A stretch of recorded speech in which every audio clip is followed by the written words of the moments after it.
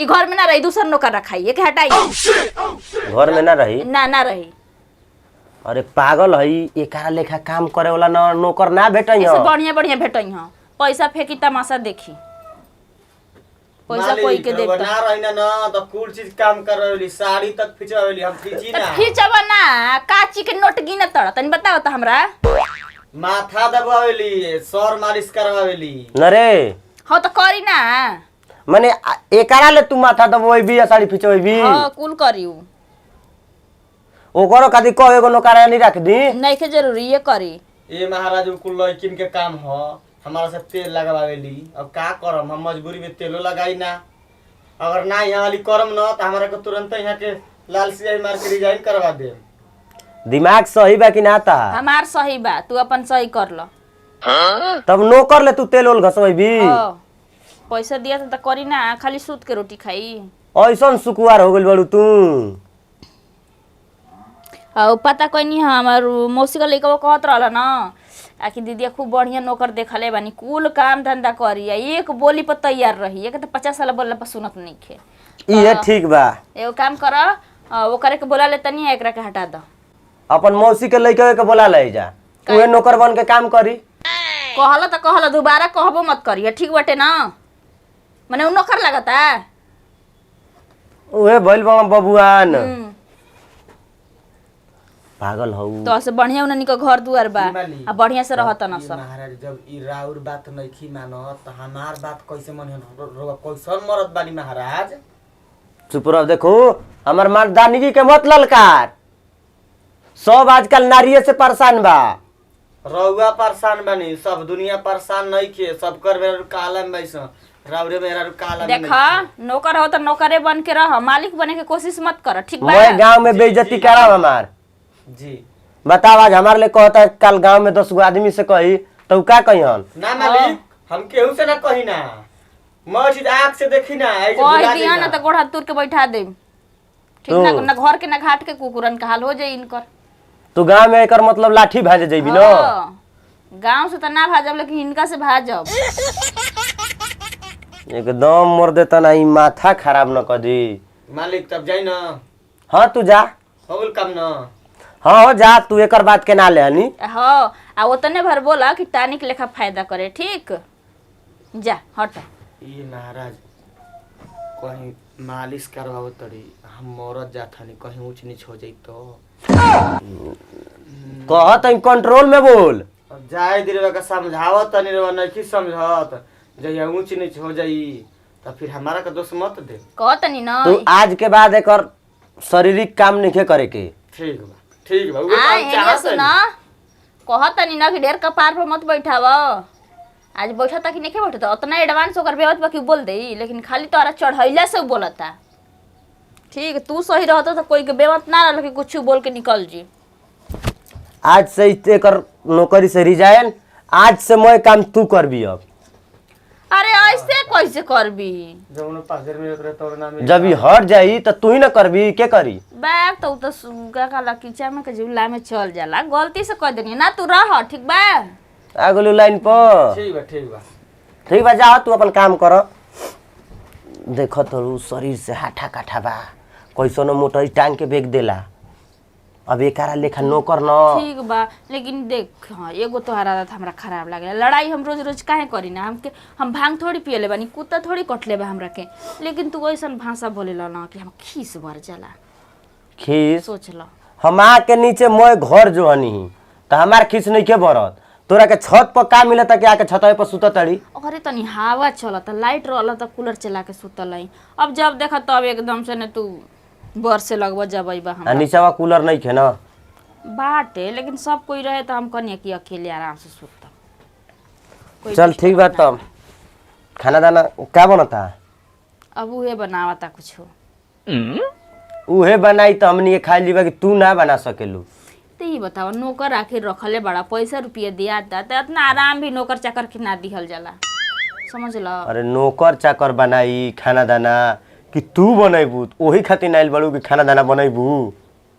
देखा फिर तू लड़ाई वाला बात करत रह, हम कितना बढ़िया से तोरा से बतियावत तनी। हम लड़ाई वाला बात नहीं करत, तो हार हाथ के ओकरा हाथ में अंतर बा।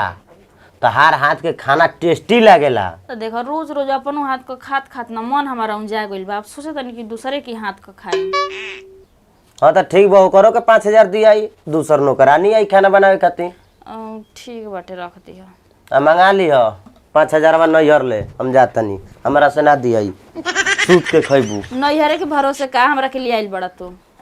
जिंदगी भर तो बाप माई हमरा खातिर कइबे कैल, सब शादियों बियाह कर देलस त एजुकियो खर्चा पानी दे 5,000 10,000। ए मरद से हम परेशान हो गइल बानी। चली देखी नती वो खातिर नबे कहियो कि अब ले मेहरारू ना हिल ले जी। देखो हो खीस रिस में तो हम एकरा के खूब बोल देनी है। एगो नौकर रख ले त बेचारा उहो केहू का लइके ना हुए चाहे भाइये ना हो, हमरा मुंह में जवन नहीं आवता नाप सनाप बोल दे तनी पता ना हमरा का भइल बाटे। उतना भी हमरा बोले के ना चाही। कुरफे कौन बड़ा जी मालकिन बोली का घट बैठ गई? जा बैठ तो से काम ना बा। महाराज हमारा के होकर मत बैठाई। अरे बैठ, हम कहते ना कि बैठ अच्छा ठीक बा, खिसियाई ना ना। ना।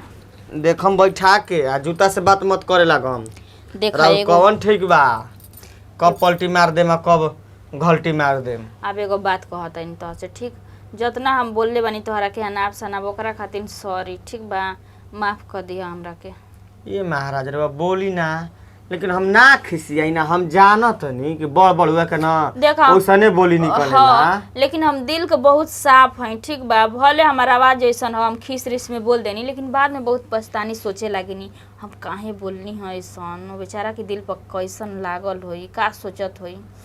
हम बहुत बढ़िया इंसान नहीं हो, भले हमरा के लोग गलत सोचेला तो का करी। बात अब अपने से तो अपन तारीफ करती है गजब मालकिन बिया ना। ठीक है बा, कौनो बात नहीं है। हम खिसियाई ना महाराज, हम कहे के खिसियाई, हमार खिसियाई भर का औकात थोड़े बा। नहीं देख आज की बस हमरा घरे दुआरे बड़ा न, जवन तोहार मन करी तवन तू बनई ह खई ह खियई ह, ठीक। अब हम ही ना जानब कि तू हमरा घर के नौकर हुआ, हम ये सोचब कि हमार छोट देवर हुआ तू, ठीक बा। ठीक कहते मालकिन, लेकिन एगो हौ वाला काम ना करबैती तो ठीक रहे। अब कुछ नहीं के करे के, तो के गोड़ हाथ ना दबाई हम, ठीक कैसे के गोड़ हाथ दबवाई ना तो बड़ा हमार लाज लागेला ना। तो अब वो काम खत्म, ठीक बा। पक्का अगर न? गोड़ हाथ दबाई करे तो हम कोई केवरी के बुला ले। नहीं कबो कबो कहम ना तो हम दबा देम, लेकिन रोज रोज दबाओ तनी तो ठीक नहीं खे ना लगे। ना ना ना ना, अब गोड़ हाथ दबावे के तोर जरूरत नहीं है, ठीक बा। पक्का ना। हाँ, अब खूब बढ़िया से रह, ढंग सहूर से रह। आ जतना अगर हमरा से गलती भइल बा ओकरा खातिर अब तो से माफी चाहतनी। अब बात खत्म एजुकेशन। अब एगो सपना समझ के तू भुला जइह, ठीक बा। ठीक बा, हम भुला जाए। अरे ये कौन रहना आदत हो, नौकर के अजीब कपार भैया पर जी। चढ़ा के रखी शर्ट के बतियाई। बड़ मालिक प्रणाम। खुश रह। घर का में हो? घुस जातनी, तनी बोले के ना चाहिए कि भवई होई। तारा सोच समझ के घर में रहे के चाही ना। अब भसुर के घर में रहबू तो का मालूम पड़ता कि के घर में बाटे। ऊ तो ठीके बा, लेकिन तब ई कौन आदत बा, नौकर से अकेला में बतियाव। फिर हम अरे। ठीक बाटे, जुग जमाना के देखते हुए बढ़िया ढंग से रह। देखिए हम गलत नहीं की भैया जी, ठीक बा। हम इनका के बोला कि ये समझावत रही कि ढंग से उर से रह, आ कौन कौन काम कैसे करे के बाटे। ए मालिक कब कब ना अखियों से देखल झूठ हो जाला। चुप रउआ रह। जवन देखत तनी ना ई सही के झूठ बा। नौकर के बारे में हम जान तो मौका खोजल सन, ना कब महाराज, फायदा उठाए। हम एमा का नौकर ना, हम बहुत बढ़िया आदमी हई। तारा माथा लीलार पर लिखल बा ना कि तू शरीफ बा। हम जे कानून खाई ना ओकर शरीयत देही ना। ना ना, आजकल जो है ना पतल में आदमी खाता ना, पतल में छेद कर देता ना। हम ना छेद करी ना, हम पतल उठा के फेंकी ना। ई बताई भैया जी। जा तू ये काम कर, भैंस के लहरा वाला चलाओ, पानी वानी पियाओ, खोटा पर बाय बाय छिलाते सब। ठीक बा ठीक बा, जा तनी मालकिन। ठीक बजा। ये बताई हमरा के, हे हई उम्र आपके हो गई, लेकिन तभी भी कचड़ा भरल बा आपके दिमाग में ना।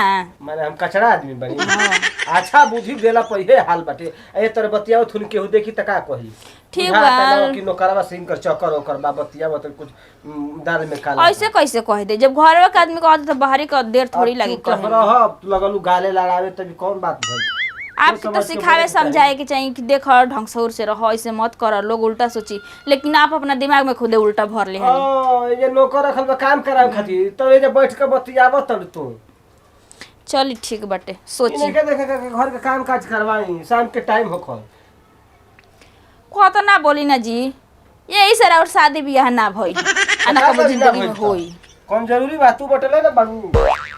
शादी ब्याह ना भइल तो जब खाना पानी मिलिए जाता कपड़ा लता कचरिए जाता तो ब्याह के लिए कौन जरूरत है घर में का दूगो बड़े भगवान है तब ठीक के ठाक बाटे सारा जमीन जायदाद बच रही